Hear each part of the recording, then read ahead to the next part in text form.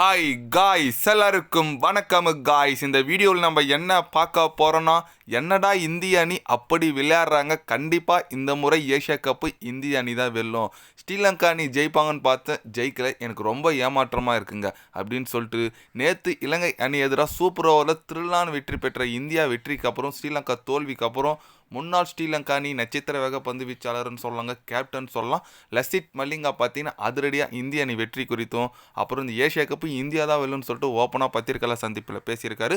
அவர் என்ன பேசினார், ஏது பேசினார் சொல்லிட்டு வீடியோ டீட்டெயில்டாக பார்க்கலாம். அதுக்கு முன்னே நீங்கள் நம்ம சேனலுக்கு புதுசாக வந்திருந்தீங்கன்னா ஒரு சப்ஸ்கிரைப் மட்டும் பண்ணிவிட்டு வீடியோக்குள்ளே போகலாம்.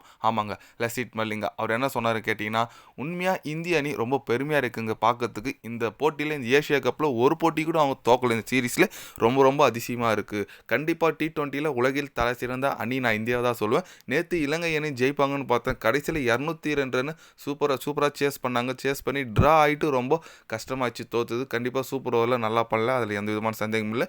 இருந்தாலும் இலங்கை அணிக்கு நான் வாழ்த்துக்கள் சொல்லிக்கலாம், நல்ல ஒரு சேசிங் பண்ணாங்க. இது ஜெயிச்சிருந்தா நல்லா இருந்திருக்கும், பட் தோத்துட்டாங்க. ஆனால் இந்திய அணிக்கு நான் வாழ்த்துக்கள் சொல்லி ஆகணுங்க. உண்மையாக இந்திய அணி இந்த முறை ஏஷியா கப் வெல்லும், அதுக்கு எந்த விதமான சந்தேகமும் இல்லை. இந்தியா பாகிஸ்தான் போட்டினா நீங்கள் பெருசாக பார்க்குறீங்க, என்னை பொறுத்த வரைக்கும் அது இந்தியா தான் ஜெயிக்கும், ஒன் சைடு கேமாக தான் நான் நினைக்கிறேன். இந்தியா அணிக்கு உண்மையாக நான் வாழ்த்துக்கள் தெரிவிச்சுட்டு ஏஷியா கப் வெற்றிக்கு அப்புறம் நான் பேசுகிறேன் அப்படின்னு சொல்லிட்டு நம்ம லசித் மலிங்கா பார்த்தீங்கன்னா தலைவன் ஓப்பனாகவே பத்திரிக்கை சந்திப்பில் பாகிஸ்தானை விமர்சித்து பேசியிருக்காருன்னு சொல்லலாம். ஏஷியா கப் இந்தியா தான் வெல்லும், அப்படி ஒன் சைடாக வெல்லும்னு சொல்லியிருக்காரு.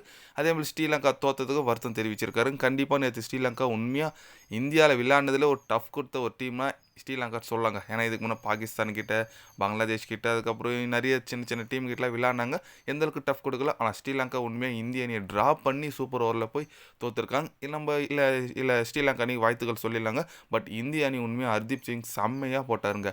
நம்ம இந்திய அணியில் ஸ்பெஷலே அதுதாங்க, பும்ரா இல்லைன்னா ஹர்தீப் சிங் சொல்லிட்டு நல்ல ஆல்டேஷன் பிளேயர்கள் நிறைய வச்சுட்டு இருக்கனால தான் இந்திய அணி உண்மையாக இந்தளவுக்கு தரமான அணியாக இருக்காங்க.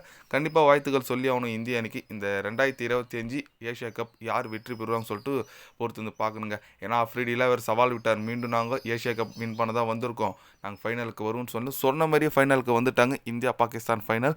கண்டிப்பாக ரொம்ப ரொம்ப டேஞ்சர் அணியாக பாகிஸ்தான் இருப்பாங்க. இதுக்கு லீக் ஸ்டேஜில் விளையாடின மாதிரி கிடையாதுங்க, இது வந்து ஏஷியா கப் ஃபைனல். கண்டிப்பாக ஒரு அனல் பறக்கிற போட்டி.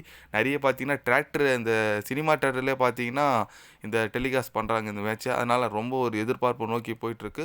பொறுத்து வந்து பார்க்கலாங்க யார் வெற்றி பெறுறாங்க. சண்டே மேட்ச் யாருக்குன்னு சொல்லிட்டு நீங்கள் சொல்லுங்கள். சண்டே விளையாட போகிற ஏஷியா கப் யார் வெற்றி பெறுவாங்க, உங்களோட கருத்து, உங்களோட ஆதரவு யாருக்கு என்னன்னு சொல்லிட்டு மறக்காமல் கமெண்டில் கொஞ்சம் சொல்லுங்கள். இது போன்ற ஸ்போர்ட்ஸ் நியூஸை தெரிஞ்சுக்கணுன்னா சேனலை சப்ஸ்கிரைப் லைக் ஒன்று பண்ணிக்கோங்க. கண்டிப்பாக day by day channel update வரும், மறக்காமல் சப்ஸ்கிரைப் மட்டும் கொஞ்சம் பண்ணி வச்சுக்கோங்க. நன்றி வணக்கம். மறக்காமல் கருத்து கொஞ்சம் கமெண்டில் சொல்லிட்டு போங்க. நன்றி வணக்கம்.